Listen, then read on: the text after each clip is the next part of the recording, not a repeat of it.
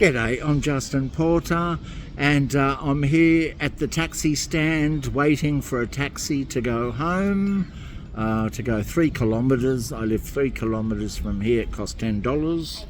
And I just went to Woolworths and bought, and we have bread, we got a hot chicken, we got some salad, we got some hash browns, we got some milk, we got some cheese, we got some eggs.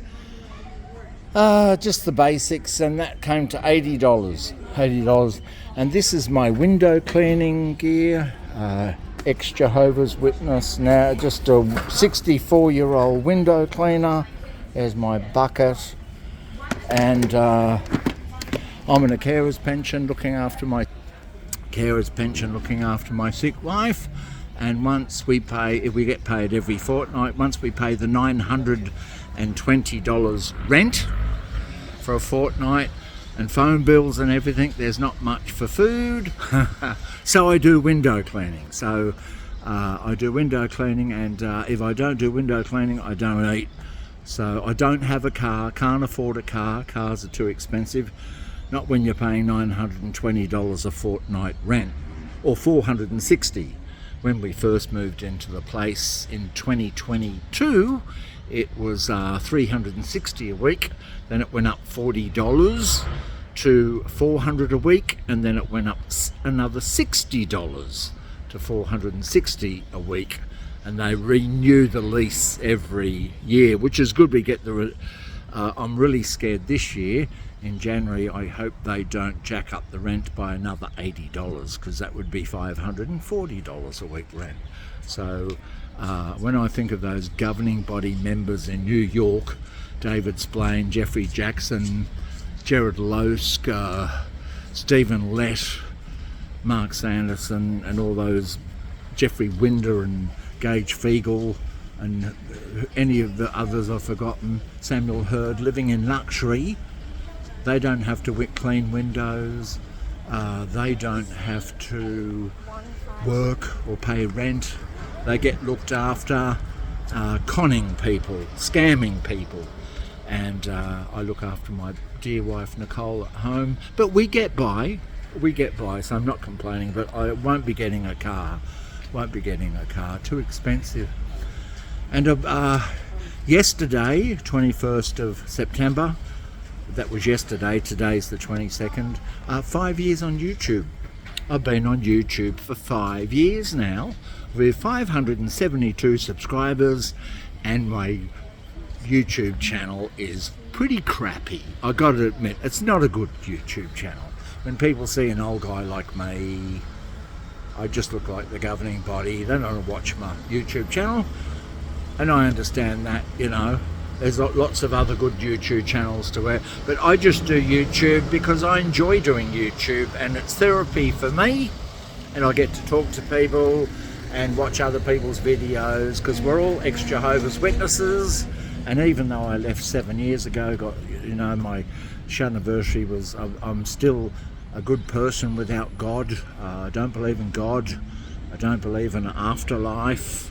And as an atheist, my life is a lot more sacred now, because I believe this is the only one we get. And there's no afterlife, there's no heaven, and we just make the most of what we've got.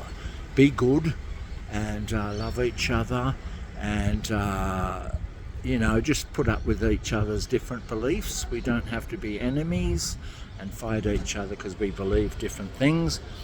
My wife Nicole is still a Jehovah's Witness, and she doesn't shun me. She loves me very much, and we have a wonderful marriage. And I don't believe in demons, I don't believe in devils, I don't believe in God, I don't believe in the resurrection. I just believe that this is the only life we get. Enjoy it, be nice to each other, and on my headstone when I die, I'm going to get cremated, of course. I won't be buried. My wife won't be able to afford a burial. But when I cremated, if she ever brings a headstone, on my headstone I want written, I was ... No, sorry, I'll start again. On my headstone I want, I wasn't ... I was ... Now I am not and care not. So I wasn't, I was, now I am not, and care not, you know. So before I was alive I wasn't, when I was alive I was, and when I'm dead it'll be now I'm not and care not, because I won't care, you know. Or as Mark Twain said, Mark Twain, he says, I'm not afraid of being dead. I was dead for billions upon billions of years before I was born, and I never suffered the slightest inconvenience from it. So here I am waiting at the taxi, and I think a lot of religions use the fear of demons, or if you leave Jehovah, if you leave Jesus, the demons are going to get you. And I remember years ago, there was a Jehovah's Witness sister, and her brother was inactive, and he wasn't just fellowshipped, he was just inactive in that. And I remember her saying, oh, my brother's inactive and he's so scared of demons. He's really scared of demons because now he doesn't have Jehovah's protection, doesn't have Jehovah's protection from the demons.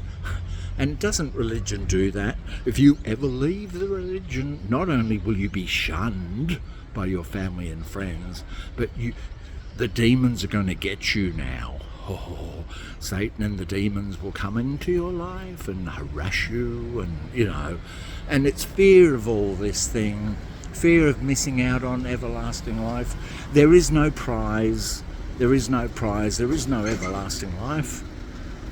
As far as we know, I mean, there could be a God. Imagine if there was a God, imagine if there was a God who made the universe, made the whole universe, but he can't give you everlasting life. Oh yeah, I made the universe, everything, I made all the animals, but I can't give you everlasting life. I can't bring back people from the dead. Once they're dead, they're dead. Nobody would worship a God like that. What? I can't get everlasting life. I'm not going to see my dead mother again.